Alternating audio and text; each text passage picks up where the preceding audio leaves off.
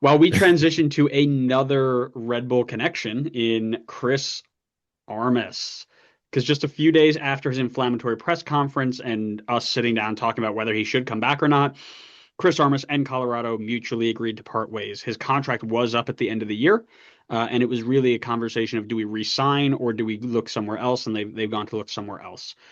In his farewell message that he posted on Twitter, he said that he's happy that they created a style of high intensity attacking football and established a connection to the fan base throughout their style of play. But after a 10th and 7th place finish, he leaves what can only be an underwhelming taste in the fans' mouths after what they assumed that he would bring from year one.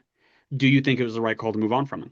Oh yeah, no, 100%. I mean, listen, my thoughts on when they first hired him are obviously clear. We 100% talked about it.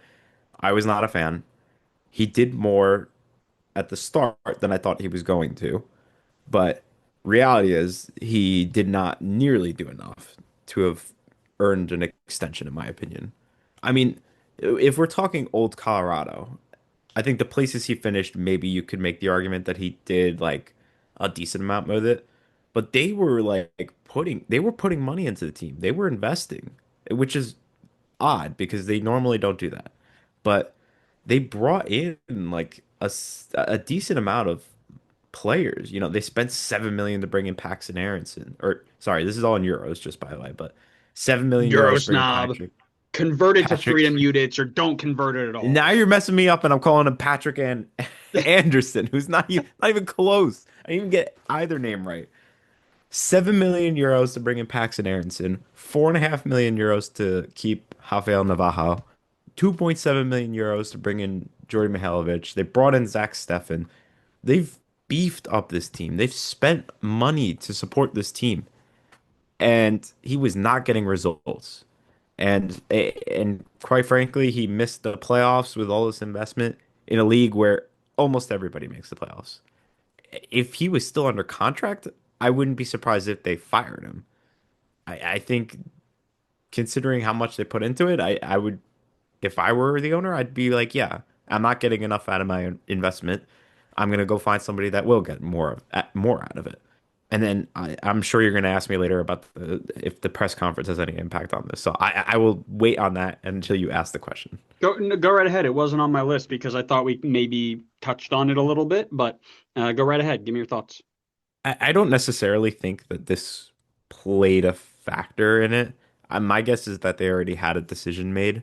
However, I think that probably if there was any lingering hope of maybe changing their mind on the decision, I think that probably put the nail in that.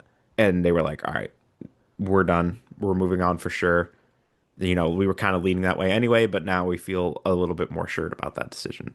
But I don't necessarily think it was like, oh, you know what? I think we're actually going to give him a contract extension. Then that happened, and then they were like, never mind. We're gonna move on.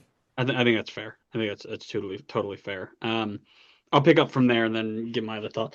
I would agree with you. I don't think that they're especially because he came out, he apologized. Matt accepted the apology and they moved forward from it, right? It wasn't like the fans were calling for his, for his head because of the press conference, right? There wasn't a lot of pressure for him to move on after that sort of outburst. But I would say that it probably, if they had any lingering thoughts of like, maybe, maybe not, it probably pushed them to the maybe not because they saw how he's handling himself in those tough moments, right? And one of the things we talk about a lot as coaches is how do we allow ourselves, how do we take our emotions and keep them in check long enough where we put out this professional front and we are able to be leaders and good role models and then experience those emotions behind closed doors and what have you. And he didn't do a good job of that, plain and simple. As it goes towards should he have come back or not? I don't think he should have come back. I think, and I think you made a lot of really good points, right?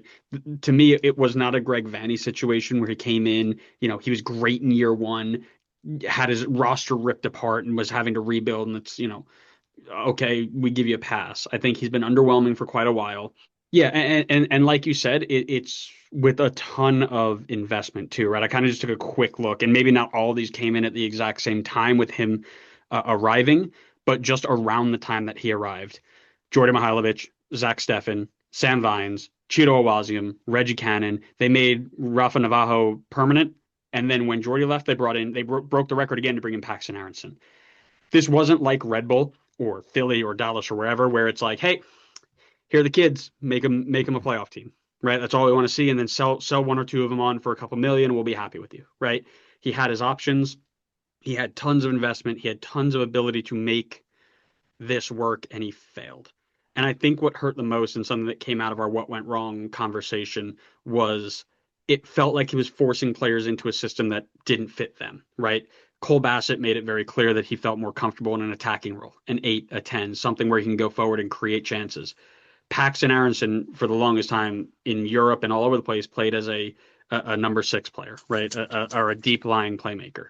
And he flipped them. He played Cole Bassett deeper. He played Paxton Aronson as a 10. And if you notice that whenever Paxton Aronson came in, their results went from like to whoosh, because he couldn't figure out his team, right? And I don't think there was a lot of hope that there was going to be some turnaround from that in the next year or so.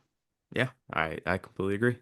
I wanted to stay away from the who should replace him because Colorado is such a question mark. I don't ever know who's gonna come in and step in, but I would imagine, and maybe this is kind of a bold one. I'd imagine they're gonna go back inside MLS again.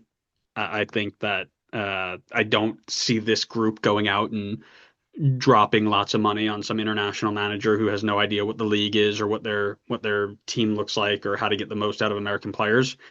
So if Jim Curtin goes to Red Bull, maybe Gio Savarese goes back out to Colorado. I wouldn't be shocked if that's a move. Does Caleb Porter get another shot? Do they? I'm just not sure. Just not sure. There's a couple. Actually, you know who I'm gonna pick as my shout for them? Gary Smith. He's been there before, and that name did come across some people as an option, and everybody said no, thank you to all. I think it was one of those like Caleb Porter, Gary Smith, Gio Savarese, or other, and I think all the others were like, how about a Meteor or something like that? So like, we don't want any of those guys.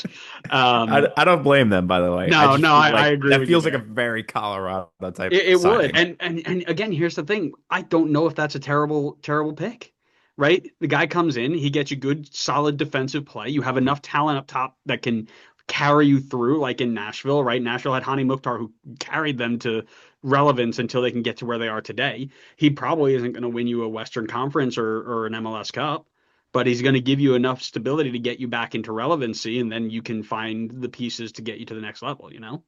There's a few names on this list that I think are interesting options, but I completely agree with you. I think they absolutely go for a guy that was probably last coaching in the league.